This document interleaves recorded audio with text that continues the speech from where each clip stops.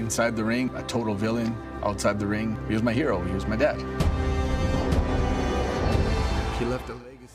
A legend of Stampede Wrestling comes to life in Singhs in the Ring. Gama Singh dealt with prejudice during his wrestling career in the 1980s. The documentary debuts tomorrow night at the Calgary International Film Festival. And joining me are the great Gama Singh and Akash Sherman, the director of Singhs in the Ring. Thank you for coming in today, guys. Well, thank you very much for having us. Great to be here. Akash, I'll start with you. Why did you think that Gama's story just had to be told?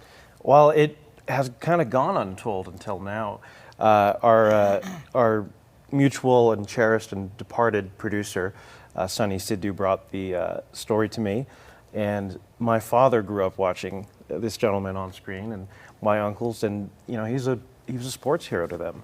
And there weren't many people like him back then on TV.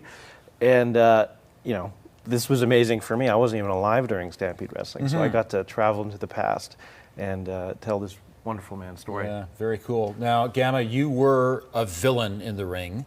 Was it always assumed that you would be the bad guy? Well, it depended on where I was. Being in Calgary and Canada, I was the bad guy, especially Stampede Wrestling. Competing against the Harts, you had no choice but to be a bad guy. Right. There's no way getting over Bret Hart or Bruce Hart and the rest of them. So obviously I was the bad guy. However, in my travels overseas, I did a lot of tours, South Africa, Middle East, the Caribbean, and so forth. I was the good guy.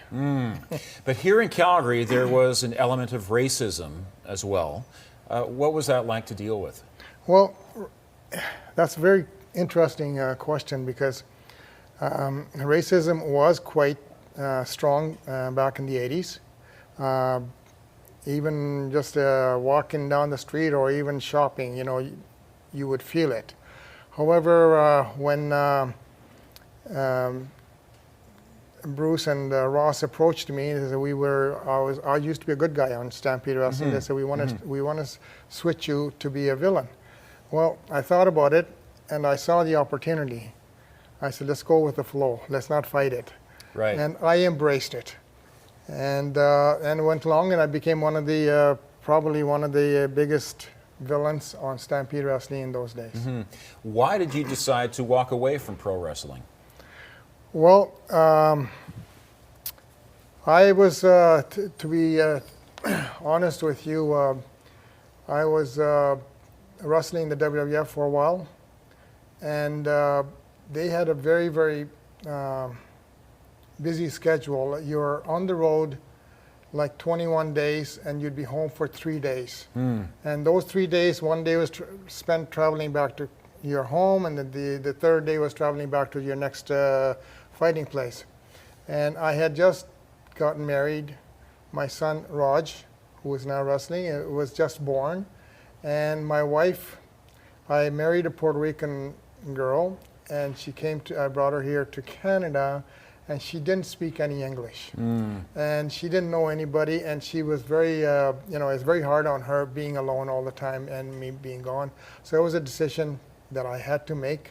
I had to weigh the pros and cons of the whole thing, money versus family life. Well, I chose the family life. Now, Akash, you told in this movie, really, it's a multi-generational story in a way. Like you talk about how your dad and your uncle used to watch Stampede Wrestling, but Gama just mentioned his son, who has become a pro wrestler himself. Why was it important to tell that aspect of the story too? Well, we often tell stories of great men, but I'm sitting next to a really good man. And he gave a lot up to raise his family, and to see him, mentor his son. Raj has become a wrestler. His nephew, Jinder Mahal, WWE champion. That all stems from this man. So it's a story about legacy, and it's multi-generational. It's interesting that we have the 70s, 80s era aspect to it, but then also this very modern era of wrestling with Raj, and it's a story about family and choosing family. And speaking of family, when your son told you he wanted to be a pro wrestler, what did you think? Well, I supported him on that. I thought about it, you know, then I told him that it's not going to be a very easy life. You're going to have to put a lot of hard work into it, like anything else. Nothing is easy in life. I had to work for it. It took me a long time to get as far as I did. And if you really want to put the honest effort, then I'll support you. So my wife and I got behind him, and we did that. And he's been working hard on it. There are some downfalls to the sport as well, though. You know, there are guys who have suffered concussions. There's drug use. Like, how many of the guys you wrestle against are no longer around? You know, most of the guys from my generation, I would say probably more than 3/4, maybe even 80% of them are no longer around. Wow. And yeah, that's a sad thing, sad part of the sport. I was very fortunate. I avoided all that. It's perhaps in my upbringing, the way I was brought up. I didn't stick to drinking, didn't do drugs. I was one of those guys, early to bed, early to rise, keeps a man healthy, wealthy, and wise. Mm-hmm. We saw in the trailer, Bret the Hitman Hart makes a few appearances. You guys interviewed him for this. Are you still in touch with him? Yes. I still stay in touch with Ross Hart and Bret Hart. I've gone to his the Hitman bar a few times, just to spend some time with him. Yeah. So we still stay in contact. Bret is one of the few guys that I stay in contact with. There's a few others, but they don't live in Calgary. They live in the States. And then we just unfortunately lost a very close friend of mine, Jerry Morrow. Champagne Jerry Morrow was a big part of Stampede, and he just passed away just a few months ago.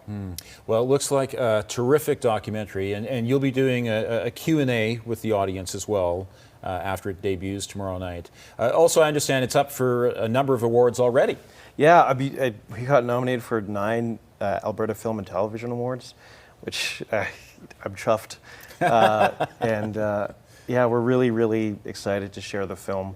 It's full of heart, it's fun, and it's time to tell these guys' stories. As he said, a lot of these Stampede wrestlers are no longer with us, and it's been a privilege to share these stories and talk about Calgary's history and a great Canadian. Yeah, well, we appreciate everything both of you have done on this movie. Thanks very much for coming in. Thanks, Ian. Well, thanks for having us. It was a pleasure. Thank you. And Singhs in the Ring premieres tomorrow, September 24th at 6:30 at the Globe Theatre, and again Saturday the 27th at 11:45 a.m. at the Chinook Theatre. For tickets, visit ciffcalgary.ca/films.